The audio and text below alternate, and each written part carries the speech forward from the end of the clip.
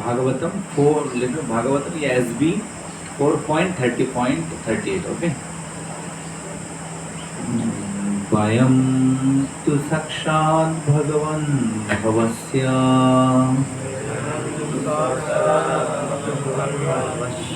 वयं तु साक्षात् भगवन् भवस्य प्रियस्य सख्यो क्षणसंगमेन प्रियस्य सख्यो क्षणसंगमेन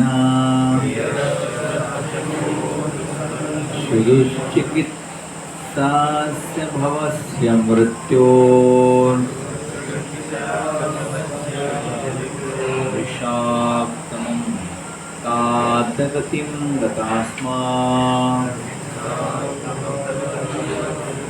विषाक्तमं त्वादगतिं गतास्मात् वयं तु साक्षात् भगवान् भवस्य प्रियस्य सख्यो क्षणसंगमेन सुदुश्चिकित्सास्य भवस्य मृत्योर्विषाक्तमं तादगतिं गतास्मात्.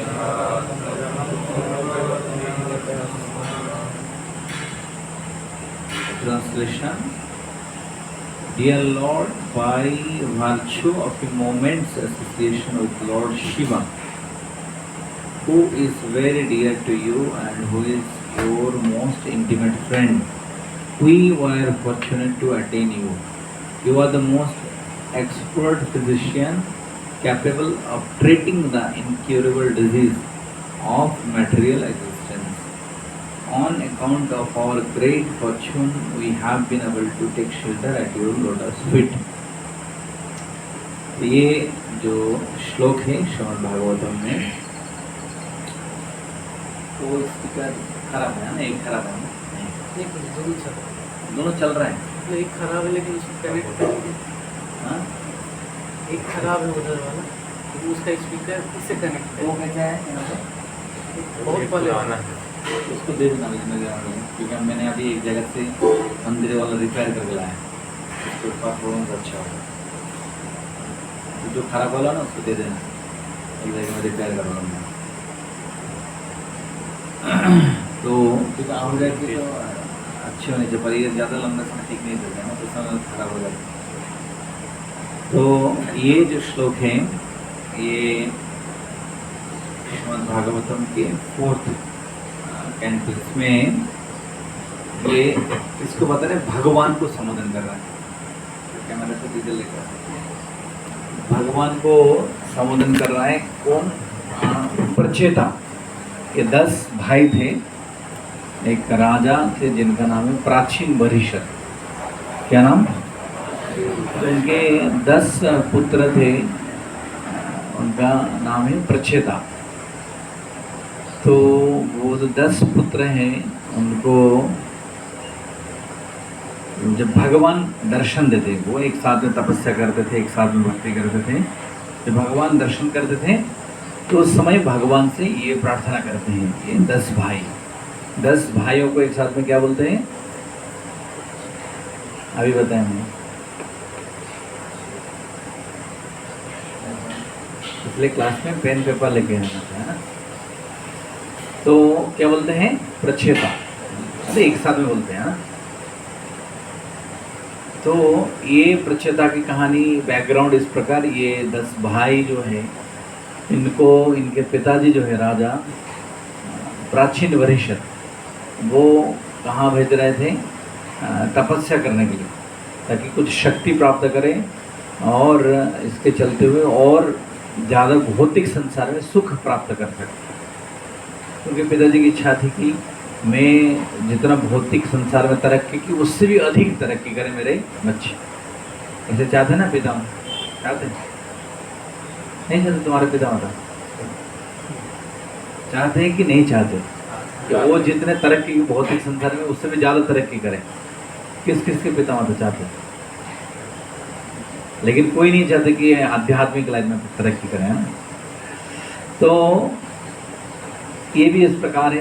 पर इनके जब जा रहे थे इनके बच्चों को, जैसे तुम लोगों को भेजा ना कॉलेज में, क्योंकि पिताजी क्या चाहते हैं, हमसे भी अधिक पैसा कमाएं और ज़्यादा तरक्की करें। तो इनको भी उस मतलब प्लान करके भेजा इनके पिताजी ने। पर ये बीच रास्ते में नारद मुनि मिल जाते हैं। तो नारद मुनि उनको थोड़ा ब्रेन वॉश कर देते भक्ति के बारे में, बोले भौतिक संसार में तरक्की करके क्या करोगे, तुम्हारे पिताजी के तो राजा है, इतने धन संपत्ति, फिर भी सुखी नहीं है कि नहीं। तो ये क्या मतलब है, ऐसे तो भौतिक संसार में सब लोग पूरे संसार में प्रयास कर रहे हैं भौतिक संसार में तरक्की करने की। फिर नारद मुनि चले जाते हैं।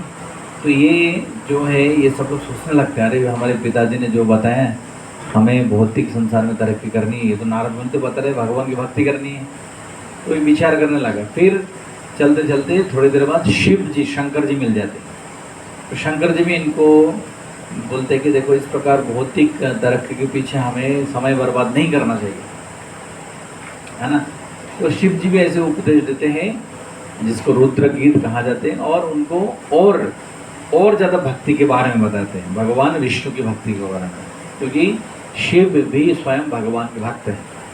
तो ये नारद मुनि शिव दोनों से इस प्रकार आध्यात्मिक उपदेश सुनने के बाद ये 10 भाई जो है, क्या बोलते हैं उनको एक साथ में, प्रचेता।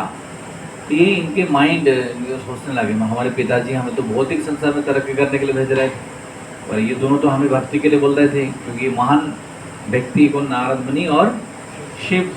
तो ये 10 लोगों ने, उनके पिताजी ने जो आइडिया दिया उसको त्याग करके भगवान की भक्ति करने लगे। और पिताजी को बताया नहीं, जैसे बताया नहीं ना, तुम लोग बताए सब लोगों ने, कुछ ने बता दिया।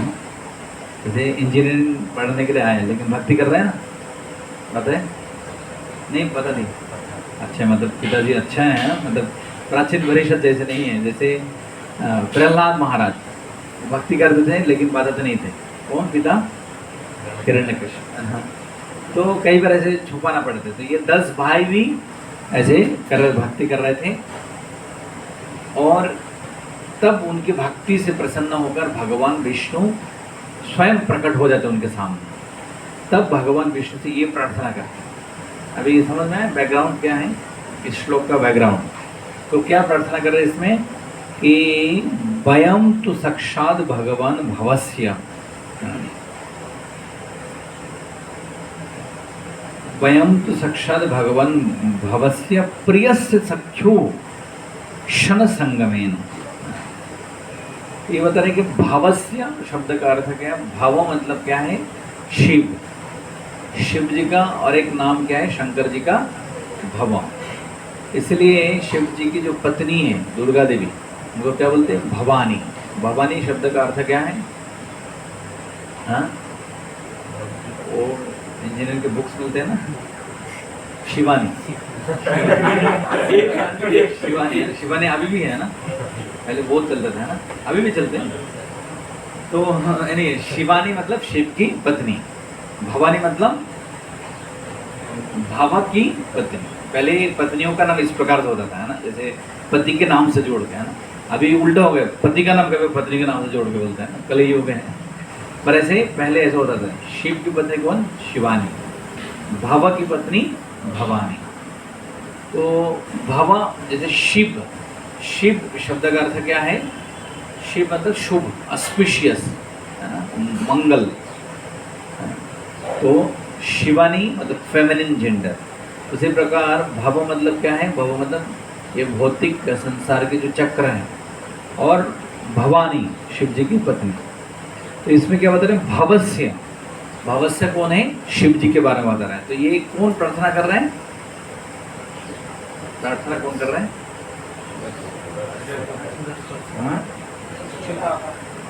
प्रचेता के पुत्र किसको प्रार्थना कर रहे हैं, भगवान। तो क्या बोलते हैं कि प्रियस्य भवस्य प्रियस्य सख्यो क्षण संगमेन।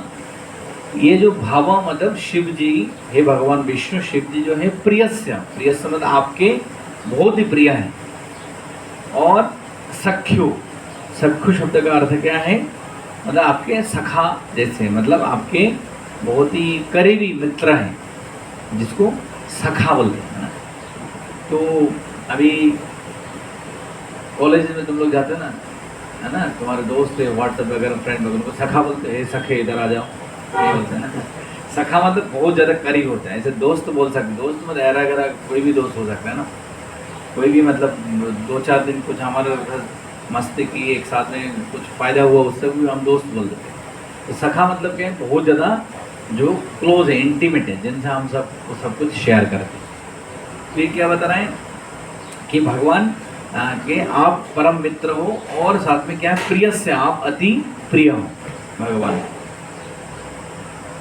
तो ये जो शब्द बता रहे हैं, जब प्रिय बोलते हैं, इसका मतलब है कि भगवान विष्णु सुप्रिय है ना। और सख्य मतलब भगवान विष्णु शिव जी से सुप्रियर है, फिर भी उनके बहुत ही क्लोज है। तो इन लोग क्या बता, ये क्यों बता रहे हैं, शिव जी के बारे में क्यों बता रहे हैं, ये प्रच्छेदा क्यों बता रहे हैं, क्यों बता रहे हैं? नहीं, जैसे भगवान उनके सामने प्रकट हुए, तो शिव जी के बारे में क्यों बता रहे हैं इन लोग, क्या कनेक्शन है? शिव जी गाइड किए। हाँ, क्योंकि अभी तो बताया था मैंने, समझ में आया? नहीं आया? नहीं बता रहे थे, ये 10 जो भाई है, ये भगवान से प्रार्थना कर रहे हैं, तो इन लोगों ने शिव जी के जिक्र किया। तो क्यों शिव जी के बारे में बता रहे हैं, बताओ, अभी तो बताएं। शिव जी गाइड किए। हाँ, जब इन लोग जा रहे थे ना, हमने बताया कि रास्ते में कौन मिले थे, शिव जी। तो शिव जी ने भगवान विष्णु की गुण महिमा कीर्तन, इनको आध्यात्मिक मार्ग में इनको एक प्रकार से मार्गदर्शन दी, इसलिए उनके बारे में बता रहे हैं। ठीक है, समझ में पक्का? तो क्या बता रहे हैं कि ये शिव जो है आपके परम मित्र है, और आपके प्रिय है, अति प्रिय है। लेकिन क्या बता है दूसरे लाइन में, देखो, शन संगमेना, शन शन शन जानते, शन मतलब क्या है, आर्यन,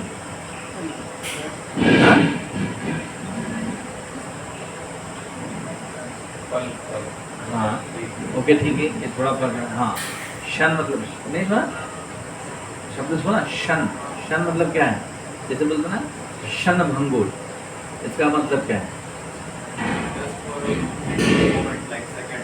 हाँ, उससे भी कम हो सकते। तो ये क्या बता, जैसे बोलते हैं, हम बोलते हैं ना शन भंगुर, तो यहाँ पे क्या बता रहे हैं, शन संगमेना, संगम, संगम मतलब संगति, एसोसिएशन। तो शन संगम, इसका मतलब क्या है, थोड़ा सा संग। तो भगवान विष्णु का क्या बता रहा है, समझ में आया? क्या बताएं कि बताओ, नहीं भगवान विष्णु का गुणगान नहीं कर रहे थे, अभी वो आएंगे। भगवान विष्णु को क्या बता रहे थे,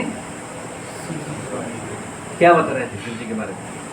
इतना एक्सप्लेन करने को तो ये समझना चाहिए ना, क्या बता रहे थे? हाँ हाँ, थोड़ी सी देर के लिए चले, किसका? जी का। हाँ, मतलब ये समझ में है, थोड़ा सा ब्रेन स्ट्रॉन्ग करो तुम लोग, हैं इंजीनियरिंग पढ़ते हो। मतलब क्या बता रहे कि हम जब आ रहे थे, आपके प्रिय भक्त, आपके सखा शिव जी की शन संगम, मतलब उनकी क्या है, थोड़ा सा हमें संग मिला था, संग प्राप्त हुआ था। ठीक है, तो ये बता रहे कि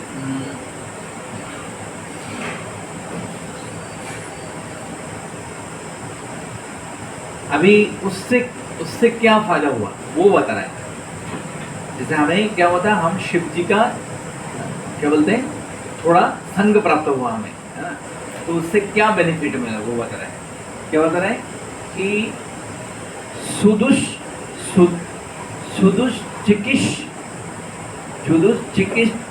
चिकित्सस्य भवस्य मृत्यु। तो ये भी बहुत सुंदर बता रहे हैं। हाँ, चिकित्सस्य, चिकित्सा, ये शब्द सुना क्या है? चिकित्सा मतलब क्या है? जैसे बोलते हैं चिकित्सालय, चिकित्सालय मतलब दवाखाना, चिकित्सा, हॉस्पिटल है ना, हॉस्पिटल को क्या बोलते हैं? चिकित्सालय। तो ये क्या बोलते हैं, सुदुष चिकित्सा। अभी इसका मतलब क्या है, देखो सुदुष, सुदुष शब्द तक का संस्कृत में क्या बोलते हैं, सुदुष मतलब दुष मतलब बहुत ही दुष्कर। दो शब्द आते संस्कृत में, सुकर दुष्कर, मतलब एक बहुत जल्दी हो जाते आसानी से, दुष्कर मतलब बहुत ही मतलब समय लगते। तो क्या बोलते सुदुष चिकित्सक। इसका मतलब क्या है कि जिसकी चिकित्सा करना बहुत ही कठिन है, मतलब जिस बीमारी की चिकित्सा बहुत ही कठिन है। सुदुष, जैसे भागवत में सुदुषतया ऐसे कई बार शब्द आते, जो त्याग करना बहुत कठिन है। तो सुदुष चिकित्सक से मतलब चिकित्सा करना बहुत ही कठिन है ना। तो कौन सी बीमारी है जिसकी चिकित्सा बहुत कठिन है? कोई है बीमारी? कैंसर नहीं, कोई आंसर ऐसे बोलते हैं हमारे वहाँ पे। तो कैंसर है, और सबसे कठिन मतलब जिसको सुदुष चिकित्सा बोलोगे, लेकिन चिकित्सा बहुत ही कठिन है कैंसर के ऊपर, और कुछ नहीं। क्या क्या ओके, और वो बीमारी ओके। और लेकिन इसमें क्या बता रहे, कौन सी बीमारी सुदुष चिकित्सा है, सबसे कौन सी बीमारी जिसकी चिकित्सा बहुत ही कठिन है, वो क्या बता रहे, देखो भावस्य मृत्यु। भावस्य मृत्यु मतलब क्या है, जो देखो एक बार भावस्य मतलब शिव जी के बारे में बताया, यहाँ पे भाव मतलब संसार। इस संसार में जो जन्म मृत्यु जरा व्याधि के चक्र है, लेकिन स्पेसिफिकली क्या है, मृत्यु है ना। ये जो मृत्यु रूपी बीमारी है, ये कैंसर से घातक ज़्यादा है क्या कम है? ज़्यादा। कैंसर फिर भी ट्रीटमेंट हो जाते, किसी किसी को हो जाते नहीं इलाज, लेकिन मृत्यु से ऐसे कोई बोल सकते कि किसी ने ऐसे ट्रीटमेंट कर दिया, चिकित्सा कर दिया, कभी मृत्यु नहीं हो, ऐसे हुआ आज तक? किसी का नहीं हुआ। ऐसे कोई एग्जाम्पल नहीं है जो चिकित्सा ऐसे कर देंगे तो मृत्यु नहीं हो, नहीं, एक उदाहरण नहीं। जैसे एक क्या बोलते हैं, एक डिज्नी, डिज्नी नाम सुना?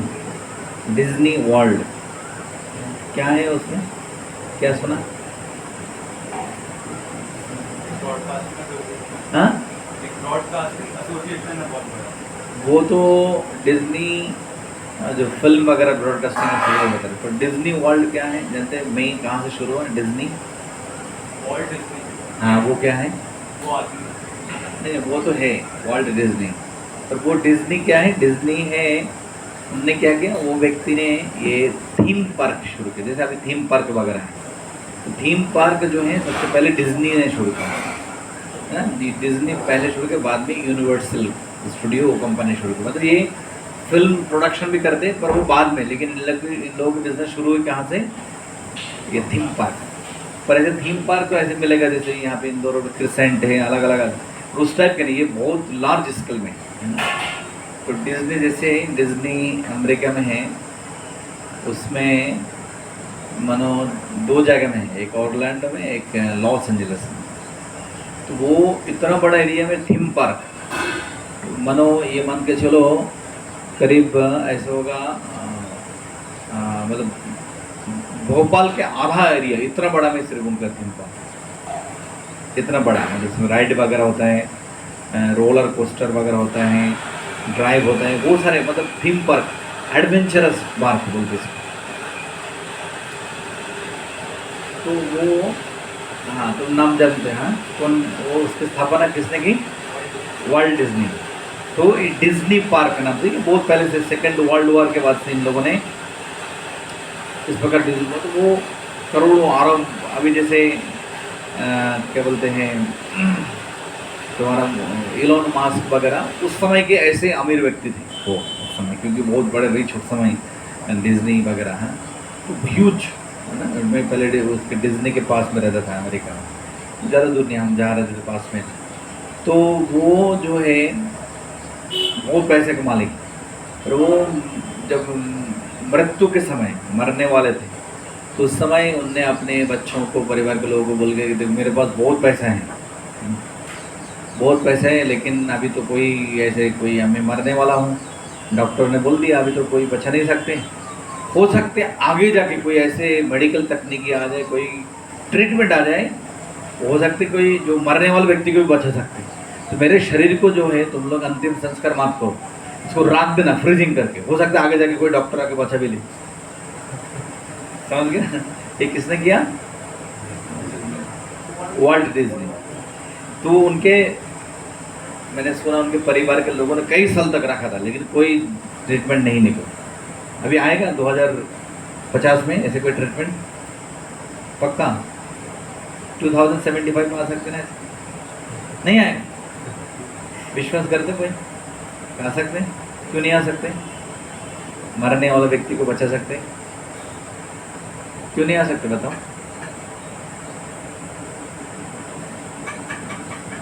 क्यों नहीं आ सकते बताओ?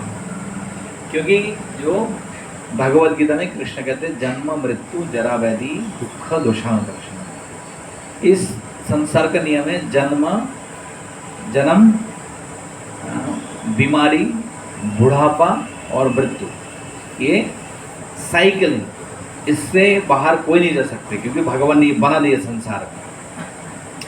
तो ये जो बता रहे हैं कि क्या बता रहे हैं, हम जो प्रसंग चर्चा कर रहे हैं, सबसे पहले क्या बताए, ये कौन प्रार्थना कर रहे हैं? कौन प्रार्थना कर रहे हैं? तुम बताओ, ये जो प्रार्थना कौन कर रहे हैं? प्रच्छेदा। प्रच्छेदा कौन थे? 10 पुत्र 10 भाई। कौन किसके पुत्र थे?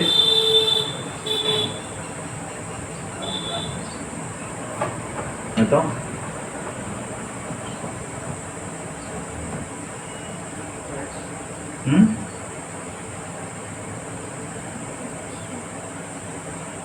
बताओ।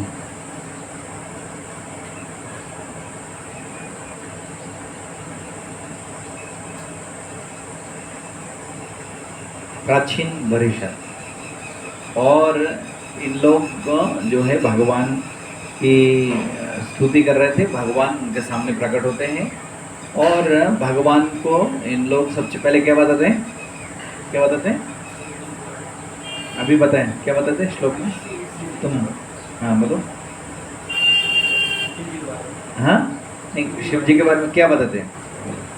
बताते हैं कि मैं आपकी शाखा से ये मित्र जो आपके बहुत ही करीब है, हाँ। मैं उनसे मिला था, थोड़ा देर उनसे संग हुआ मेरा। हाँ, अभी उसका आगे हम लोग बता रहे हैं, बस यही है। ये मतलब ये याद रखना है basically, then you are now, तो मतलब पॉइंट में तुम समझ रहे हो बेसिकली बात को, है ना? अभी क्या बता रहे कि हम क्या बता रहे, शुद्ध चिकित्सा ने मतलब जो जिसकी चिकित्सा बहुत ही कठिन है, वो क्या है? भवस्य मृत्यु। इस भौतिक भव संसार में जो मृत्यु है, उस मृत्यु की चिकित्सा बहुत ही दुर्लभ है। लेकिन ये माना नहीं कि देखो, अभी हमने भौतिक संसार में उदाहरण दिया ना, कोई मेडिकल डॉक्टर बोल सकते नहीं ये चिकित्सा नहीं हो सकता, पर इस श्लोक में क्या बता रहे हैं? इम्पॉसिबल नहीं बता रहे, ये बता रहे हैं कि बहुत ही कठिन, वेरी डिफिकल्ट, लेकिन नहीं बता कि इम्पॉसिबल। दोनों में अंतर है। तो भौतिक संसार में किसी भी डॉक्टर के लिए ये इम्पॉसिबल है, पर इसमें क्या बता है? शुद्ध चिकित्सा मतलब बहुत ही कठिन है। तो दोनों में अंतर क्या है बताओ? हो सकता है। हाँ, तो हो सकते हैं, कैसे हो सकते हैं वो बता रहे हैं। मृत्यु को भी जय कर सकते हैं, मृत्यु को भी हरा सकते, वो हो सकते, पर भौतिक संसार में ये किसी के पास वो आइडिया नहीं है। तो क्या बता रहे हैं? ये जो आपके जो भक्त हैं, शुद्ध चिकित्सारियम भवस्य मृत्यु विषक्तमम त्वाद्द गतिम गतास्म। और क्या बता रहे कि विषक्तमम, ये भी बहुत देखिए संस्कृत बहुत ही पावरफुल लैंग्वेज है ना। विषक्तमम, तम शब्द आते कब है? तमम मतलब ये पढ़ा नहीं किसी ने? तमम मतलब हाई, सुपरलेटिव डिग्री, पढ़ा था इंग्लिश में ग्रामर में, जैसे बोलते हैं ना श्रेष्ठ, श्रेष्ठतर, श्रेष्ठ तम, पढ़ा कि नहीं? श्रेष्ठ, श्रेष्ठ हाँ good bad better best best हाँ, तो नहीं तो उसमें क्या है, श्रेष्ठ, श्रेष्ठम, श्रेष्ठतर, उसके बाद श्रेष्ठतम। तो श्रेष्ठतम जब बोलते हैं, जैसे बोलते हैं सर्वोत्तम, है ना, ये हिंदी में संस्कृत में इंडियन लैंग्वेजेस में आते हैं, है ना, सर्वोत्तम। तो तम मतलब सुपरलेटिव, मतलब इससे और कुछ हाईएस्ट नहीं हो सकता। इसमें क्या बता रहे कि विषक्तमम, विषक शब्द जानते हैं, विषक शब्द संस्कृत में विषक मतलब क्या है, डॉक्टर को बोलते हैं, जो वैद्य है, जो चिकित्सक है, उनको क्या बोलते हैं, विषक। तो विषक्तम इसका मतलब क्या है बताओ।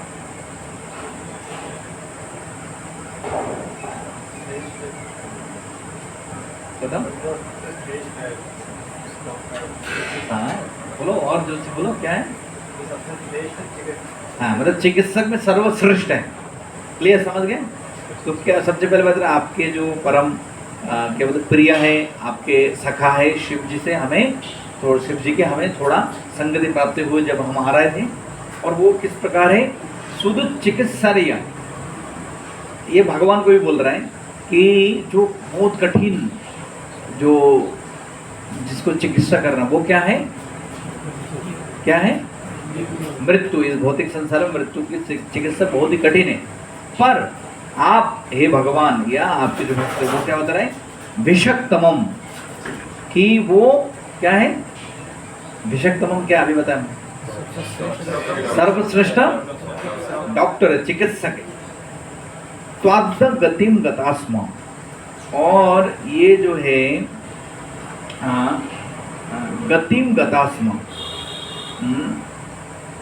वो क्या बता रहे हैं कि गतिम गता, गतिम गता, गतिम गता, गति बोलते हैं ना, गति है ना, गति बोलते हैं ना, गति मतलब क्या है, गति, स्पीड बोलते हैं। और एक गति भी होता है, गति मतलब क्या है, जैसे ना गति पार्सल आते हैं ना, गाड़ी में चलते हैं ना, गति, गति मतलब क्या है बोलते हैं आपकी, जैसे सदगति, परम गति बोलते हैं ना। गति मतलब क्या है, एक स्पीड है गति, और एक मतलब गति मतलब डेस्टिनेशन, मतलब बोलते हैं ना डेस्टिनेशन, गति आपकी कौन सी गति होगी ऐसे बोलते हैं ना, तो ये डेस्टिनेशन। इसमें क्या बता रहे हैं कि गतिम गता स्म। तो और एक बता रहे कि आद्या, कि आज यद्यपि इस भौतिक संसार में मृत्यु सबसे कठिन बीमारी है, जिसको चिकित्सा करना बहुत मुश्किल है, पर आप जो है बहुत सर्वश्रेष्ठ चिकित्सक हैं। आज आप हमें क्या है, आप हमें क्या किया, जो कठिन है जिस बीमारी की चिकित्सा, वो भी हमें प्राप्त कराए। गति मतलब डेस्टिनेशन, मतलब वहाँ तक आपने हमें पहुँचा दिया, मतलब जहाँ तक जिसकी चिकित्सा बहुत ही कठिन है, समझ गया अभी। और इसलिए सबसे पहले फर्स्ट लाइन में क्या बोलते हैं, वयम तो साक्षात भगवान, तो इसलिए हे भगवान, इसलिए हम आपके, वयम तो साक्षात भगवान, हे भगवान, इसलिए हम आज आपके चरण में शरण लेते हैं। ओके, तो इसका पूरा मीनिंग श्लोक का कौन बताएगा, कौन पूरा पॉइंट अभी जो हमने बताया, हाँ कोई नहीं, और कोई, हाँ कौन करते हैं ये, कौन बोलते हैं, दस भाई किससे बोलते हैं, भगवान विष्णु से। हाँ हम आपके प्रिय सखा, जो आपके बहुत प्रिय हैं, भगवान शिव से हमारा थोड़ा समय हुआ, जो चिकित्सा में मतलब जिसकी चिकित्सा सबसे दुर्लभ है, मृत्यु, हाँ, उसकी चिकित्सा में जो आप सर्वश्रेष्ठ हैं, आपने हमें उस तक ला के रख दिया है। हाँ, इसलिए हम आपके चरणों में प्रणाम। Good, very good. तो इसलिए ये बता रहे, तो ये जैसे कि एक प्रकार से आभार व्यक्त कर रहे हैं भगवान का, है ना। और दो चीज़ बता रहे हैं, भक्तों की जो संगति, उसका भी इम्पोर्टेंस बता रहे हैं इसमें, दोनों बता रहे हैं ना। और इस भौतिक संसार का जो सबसे बड़ा प्रॉब्लम मृत्यु है ना, तो वो उससे भी छुटकारा पाने का तरीका बता रहे हैं। तीन चीज़ इस श्लोक में बता रहे हैं। 820 में किसको जाना है, 820 में बस आती है यहाँ पे, 8:20 में निकल जाओगे तो प्रशांत टिफिन पैक करके लेते, खा के नहीं जाते रोज? तो अभी भी बना रहे हैं। आज लेट हो गया। अच्छा आज लेट हो गए हो, तो सबसे पहले आए तो कोई नहीं आए थे यहाँ पे। नहीं तो फिर भोग लगेगा ना, उसके बाद ही तो ले जा सकते हो, है ना? ठीक है, अभी 30 मिनट्स तो बस यहाँ पे है, ये है रोड पे मिल जाता है। और उसके बाद और कोई बस नहीं, ये रोड है तो एल सिटी का सब सारे बस तो यहाँ से जाना चाहिए। जो रोकते नहीं है हमारे यहाँ में जो उसको रोकते हैं उसका वही अच्छा वो फुल होके आते किसी और एरिया के बच्चों को लेकर आते, मतलब 30 तक 25 तक मिल जाता है 25 तक एक ही वही उसी बस वही बस नहीं अलग अलग बस।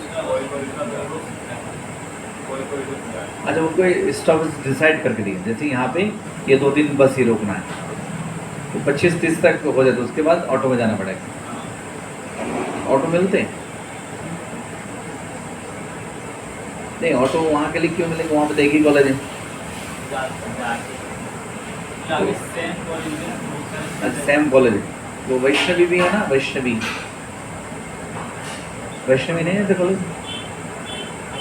वैष्णवी का है वो एक महादेव पानी है ना, गए कोई गए थे ना पहले महादेव पानी उसके पास, मतलब वैष्णवी का 2 कॉलेज एक उधर भी है।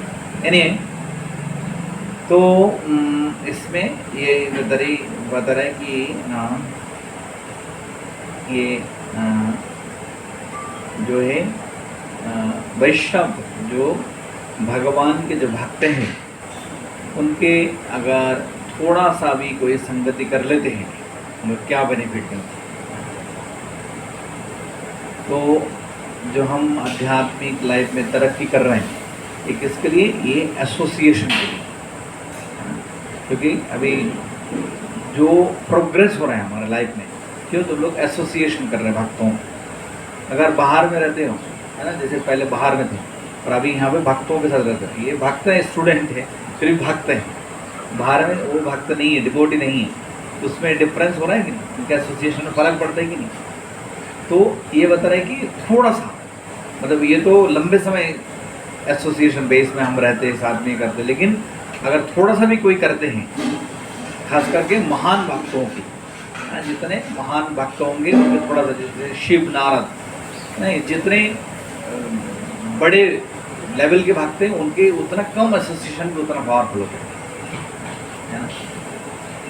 तो जी किस व्यक्ति के हम एसोसिएशन कर रहे हैं है ना, उसके आधार पे हमारी जो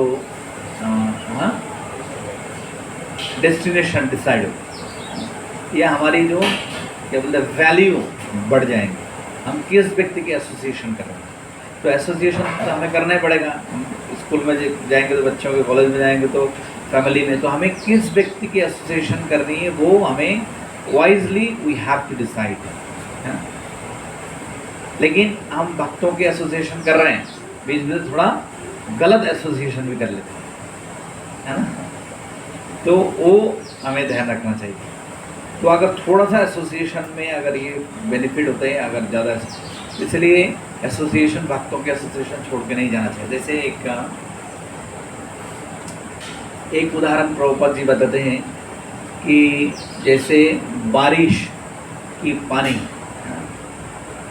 जब बारिश के पानी गिरते हैं तो वो पानी जो है आसमान से गिरते हैं ना, उसको कभी तुम ऐसे ले लेना हाथ में डायरेक्ट आसमान के नीचे हाथ, कभी देखा है लिया पानी, उसको क्या वो बिल्कुल फ्रेश है, बिल्कुल साफ है, उसमें गंदगी हो सकती है कुछ, अगर तुम आसमान के नीचे ऐसे पानी ले लोगे उसमें कुछ गंदगी हो सकती है, नहीं हो सकती।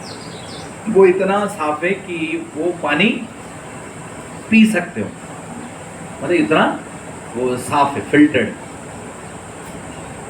लेकिन सेम पानी बारिश के पानी अगर है ना, ये है ना, ये सामने बाउंड्री उसके पीछे ऊपर से सब लोग फेंकते हैं ना डस्टबिन, देखा ना इसमें सब घर के सामने से फेंकते हैं, तो डस्टबिन में या गटर में नाले में गिर जाते, वो पानी पियेंगे हम लोग? उस पानी तो सही में बारिश की पानी, क्यों नहीं पियेंगे बताओ? हाँ क्यों दूषित हो गया? नाले के प्रभाव हाँ, तो किसके एसोसिएशन कर रहे हो वो इम्पोर्टेंट है। और हाथ के एसोसिएशन कर रहे हैं मतलब वो सेम पानी शुद्ध है, विशुद्ध पानी है, लेकिन वो अगर किस व्यक्ति के एसोसिएशन कर रहे हैं वो इतना खराब है, उससे हम पैर भी नहीं धोएंगे नाली से पैर, लेकिन पानी तो बारिश के पानी है, ठीक है। फिर वो पानी, बारिश के पानी जानते, किसी विशेष तिथि में, पूर्णिमा आदि विशेष तिथि में, जब उसके कुछ बूंदे डायरेक्ट पानी में, जो ओइस्टर होते हैं, ओइस्टर जानते हो क्या है? सीप के ऊपर गिरते हैं तो जानते हो उसके अंदर क्या मिलते हैं? मोती निकलते। तो मोती की माला पहनते हैं वो कहाँ से आते हैं? सीप के अंदर से। तो सीप के अंदर मोती कैसे गए?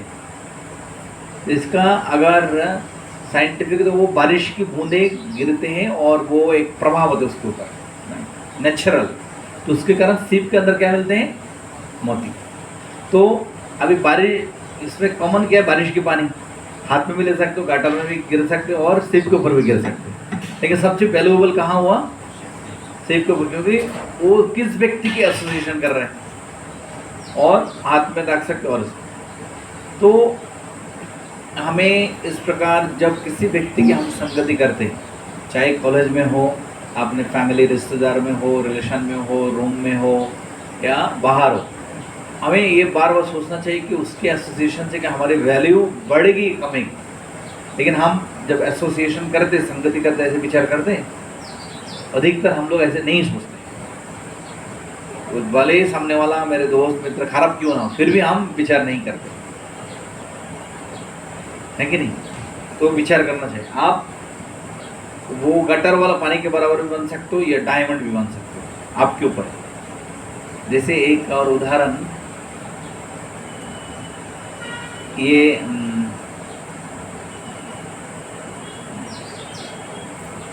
एक उदाहरण, ये जो है मक्खी, है ना? मक्खी जो है, जैसे मानो कुछ ये लोहा है ना, ये लोहा, तो लोहा जो है इसका वजन कर रहा है कोई दुकानदार, तुम खरीदने के लिए गए लोहा, तो उसके ऊपर एक मक्खी बैठ गई, तो उसमें कुछ सेंजेज आएगा, मतलब उसका कोई वजन में सेंजेज आएगा, और दुकानदार भगाएगा मक्खी को? नहीं भगाएगा, उनके कोई फर्क पड़ेगा। लेकिन किसी सोनार की दुकान में जाओ, वो सोना नापते हैं ना, देखा, उसके अंदर एक मक्खी बैठ जाएगा तो हाँ, क्या दुकानदार बोलेगा मक्खी बैठे रहो? क्या बोलेगा? भगाएगा नहीं। क्यों? क्यों बताओ? उसकी कीमत ज़्यादा है, कीमत ज़्यादा है कि नहीं? तो एक थोड़ा सा भी, एक सूत भी अगर कोई मक्खी हो, मच्छर हो, मक्खी बढ़ जाएगा तो उसको लगे वजन बढ़ जाएगा, बढ़ेगा कि नहीं? तो क्योंकि लोग लेते कहते एक तोला, तो बोलते ना एक क्या बोलते, एक कैरेट, है ना? कैरेट तो बड़ा होता है ना, एक कैरेट कितना होता है? नहीं, कैरेट तो वो होते हैं, इसका वो होता है हाँ, प्योरिटी 24 कैरेट ऐसे होता है ना। बाकी उसका जैसे वजन कैसे कहते हैं ना, तोला बोलते हैं ना, हाँ 10 तोला में 10 ग्राम मतलब एक तोला में 10 ग्राम, जो सुना थे तुम आइडिया है ना? कितना? एक तोला में 10 ग्राम। तो ऐसे मानो एक तोला भी कितना होगा लगभग? अभी कितना है? एक तोले को हो जाएगा, बहुत हो जाएगा ना। फिर 24 कैरेट का अगर एक तोला होगा तो कितना होगा? 82,000 है, सारे एक्सपर्ट हैं। तो 82,000 के एक तोला, एक तोला।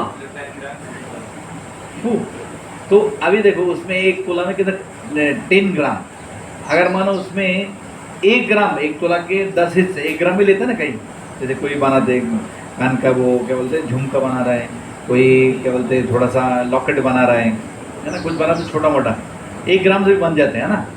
तो वो अगर नापती कर रहा है, उसमें एक मक्खी बढ़ जाएगा तो कितने ग्राम हो जाएगा बताओ? तो बेटर है, देखो उसका तो 3-4 गुना कीमत हो जाएगा। तो लेकिन अभी वो मक्खी जो है, हम क्या बोलते हैं एसोसिएशन, किस व्यक्ति के एसोसिएशन कर रहे हैं उसके ऊपर उसका ही। तो हमें वाइजली एसोसिएशन करना चाहिए, खास करके जो बेस में रहते हैं। तो बाहर के बच्चों से जो हमेशा गंदे सोच रखते हैं, ऐसे लोगों से हमेशा बातचीत नहीं करना चाहिए। जैसे कॉलेज में बच्चों लोग क्या करते हैं, अधिकतर जो है कौन लड़के कहाँ जा रहा है, क्लासमेट कौन क्या कर, वो इस बात फिल्मों की बात करते हैं या फिजूल की बातें करते हैं। तो इससे हमें पता चलता है कि उसके एसोसिएशन क्या है, वो गटर के पानी जैसे।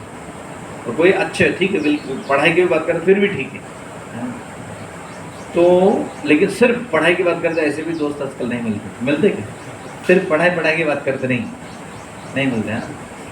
तो हमें क्या करना चाहिए, उनके एसोसिएशन जितने देर के लिए पढ़ाई से अगर संबंधित तो उतने देर के लिए करना चाहिए, बाकी के लिए हमें भक्तों के साथ संगति करना चाहिए। लेकिन कई बार हम भक्त लोग भी इस प्रकार फिजूल की बातें करते हैं, है ना, भक्ति में आने के बाद भी। तो वो जो है वो हमें अवॉइड करना है। तो इसलिए ये बता रहे कि क्षण संगमस्य, मतलब थोड़ा सा अगर एसोसिएशन करेंगे अच्छे भक्त की, तो क्या होगा, हम जो इस भौतिक संसार के मृत्यु रूपी बीमारी है उसको भी पार कर सकते हैं। ओके, तो हमें क्या करना चाहिए, भक्तों के एसोसिएशन में स्ट्रिक्ट एसोसिएशन करना चाहिए। बाहर के लोग अभी पहले तो अवॉइड कर सकते थे, अभी तो पूरा दिन अगर भक्तों के साथ भी रहेंगे फिर बाद में 1 घंटा मोबाइल चलाएंगे तो गलत एसोसिएशन हो ही जाते हैं, है ना। तो पहले ऐसा नहीं होता था लोगों के साथ, है ना। तो उसमें क्या है, आप जैसे हम लोग पढ़ते थे कॉलेज में, तो आप क्या है, उस समय मोबाइल नहीं था, तो आपका एसोसिएशन क्या है, आप बाहर में जाओगे, कॉलेज जाओगे, थोड़ी देर के लिए बच्चों से मिलोगे, भले लड़का हो लड़की हो, मतलब थोड़ी देर के आपका मन डाइवर्ट हो जाता है, लेकिन वापस आके फिर कम से कम भक्तों के साथ रह सकते हैं। लेकिन अभी वापस आने के बाद खतरा है ना, मोबाइल है साथ में, तो एसोसिएशन ये अवॉइड करना। ओके, हरे कृष्णा। इस कॉलेज टाइम